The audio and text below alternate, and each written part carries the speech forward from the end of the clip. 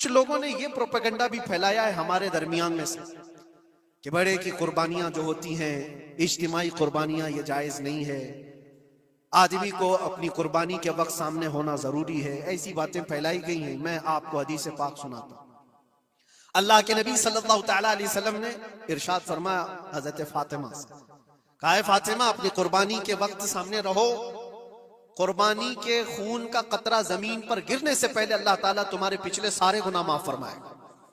حدیث پاک ہے، لیکن ساتھ میں دوسری حدیث یہ بھی ہے، نبی پاک صلی اللہ تعالیٰ علیہ وسلم نے اپنی قربانی کا وکیل حضرت علی کو بنایا تھا کہ اپنی نیابت دے دی کہ میری طرف سے تم قربانی کرو۔ اس طرح سے جو مسلمان استطاعت نہیں رکھتا خود کرنے کی، وہ اپنی جانب سے کسی دوسرے کو وکیل بنا سکتا ہے، شرعاً جائز ہے، کسی کو بھی وکالت دی جا سکتی، نیابت دی جا سکتی ہے، میرے طرف سے تم قربانی کرو۔ جیسے کہ گھر میں کوئی عورت مالک نصاب ہے، اگر یہ حکم ہوتا کہ عورت خود جا کر کے کرے تو کہاں سے کرتی؟ عورت کسی کو وکیل بنا سکتی ہے، اپنے شوہر کو کہہ دی یا کسی کو دے دیا پیسے کہ میری جانب سے تم قربانی کرو، یہ جائز ہے بالکل۔ جن لوگوں نے یہ پروپیگنڈا پھیلایا ہے ہمارے درمیان میں کہ قربانیاں نہیں ہوتی، وہ جاہل لوگ ہیں، پڑھے لکھے لوگ نہیں ہیں۔ شرعی مسائل کو جانے بغیر اس طرح کی باتیں عوام الناس میں، عوام المسلمین میں پھیلانا یہ گناہ ہے۔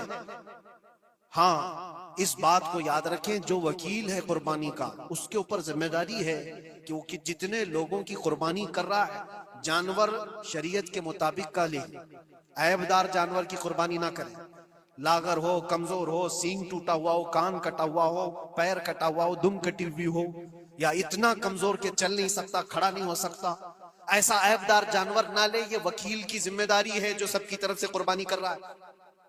اور دوسری چیز، عیب کس کو کہتے ہیں؟ عیب کس کو؟ کان میں اگر سوراخ ہے تو وہ مکروہ ہے لیکن قربانی ہے اس کی۔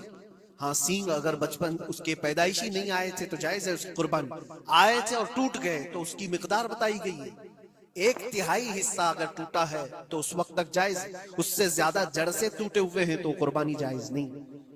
کوئی پیر پورا کٹا ہوا ہے، دم پوری کٹی ہوئی، یہ عیب میں آتا ہے۔ عیب دار جانور کی قربانی جائز نہیں، یہ وکیل کرے گا، نہیں کرے گا تو وہ گنہگار ہے۔ لیکن اس کا مطلب یہ نہیں ہوتا کہ اجتماعی قربانی جائز ہی نہیں، جائز ہی نہیں۔ ایسی باتیں کیوں پھیلائی جاتی ہیں؟